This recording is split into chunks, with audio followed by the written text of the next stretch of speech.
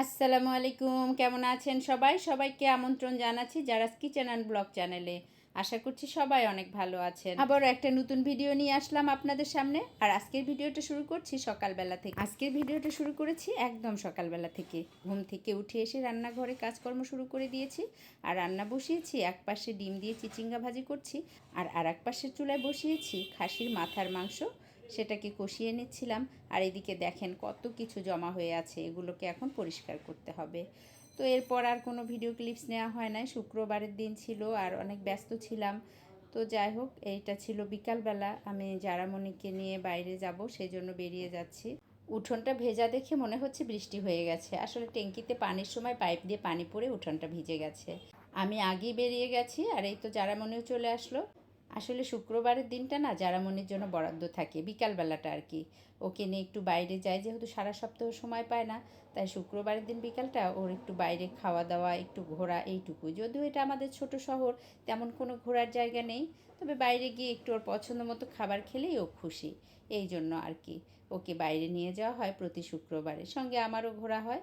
তো এই যে এখানে দেখলেন বাবুটাকে দেখাচ্ছি, দেখতে কি কিউট না? ও আমাদের প্রতিবেশী, ওর নাতি ওটা। তো দেখতে খুব কিউট লাগছিল, তাই একটু শ্যুট করে নিলাম। এর মধ্যে রিক্সাও পেয়ে গেছি, মা মেয়ে উঠে বসে গেলাম।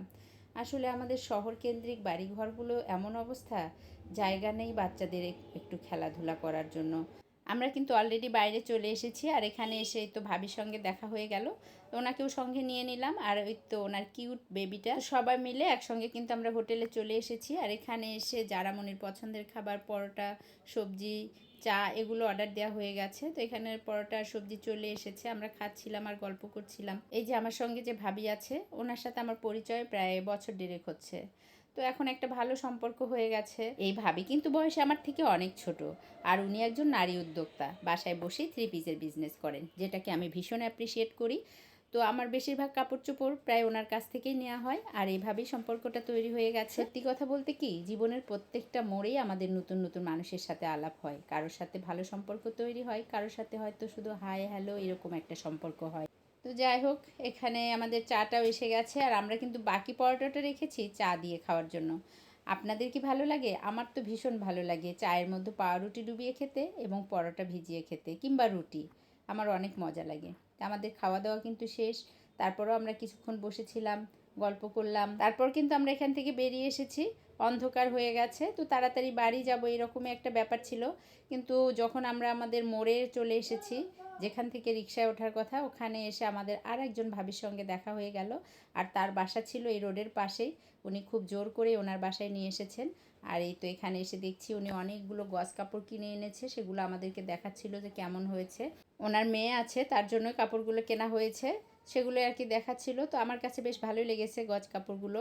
তো এইদিকে দেখছিলাম ভাবি তাদের গাছের এই যে এই কাঁচা মিঠা আমটা কেটে এনেছে, খেতে যা মজা লাগছিল, সঙ্গে ছিল চাটনি, অদ্ভুত ভালো লাগছিল। আর তার সঙ্গে উনি আবার কয়েক রকমের আচারও এনেছিলেন।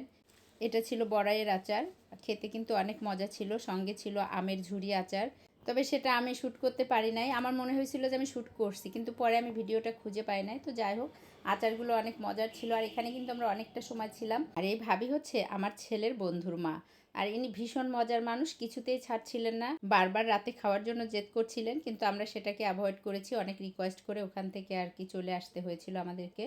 তো যাই হোক, অনেকটা সময় আমরা এখানে কাটিয়েছি, খুব মজা করেছি, বাচ্চারাও এনজয় করেছে। বিশেষ করে আমটা খেতে খুব ভালো লাগছিল। আর এটাই ছিল আমার আজকের ছোট্ট একটু ভিডিও। যদি আপনাদের ভালো লেগে থাকে তাহলে অবশ্যই আমার চ্যানেলটা সাবস্ক্রাইব করবেন। আল্লাহ হাফেজ।